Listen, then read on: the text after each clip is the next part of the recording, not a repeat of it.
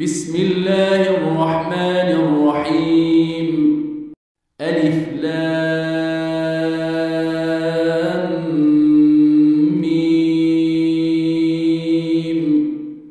الله لا إله إلا هو الحي القيوم. نزل عليك الكتاب بالحق مصدقا لما بين يديه وأنزل التوراة والإنجيل من قبل هدى للناس وأنزل الفرقان. إن الذين كفروا بآيات الله لهم عذاب شديد والله عزيز ذو انتقام. إن الله لا يخفى عليه شيء في الأرض ولا في السماء. هو الذي يصوركم في الأرحام كيف يشاء.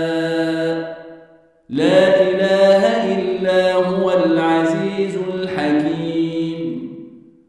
هو الذي أنزل عليك الكتاب منه آيات محكمات هن أم الكتاب وأخر متشابهات فأما الذين في قلوبهم زيغ فيتبعون ما تشابه منه ابتغاء الفتنة وابتغاء تأويله وما يعلم تأويله إلا الله.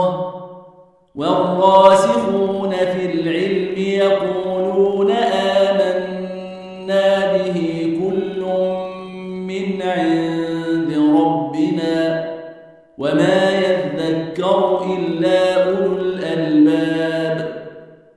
ربنا لا تزغ قلوبنا بعد إذ هديتنا وهب لنا من لدنك رحمة إنك أنت الوهاب.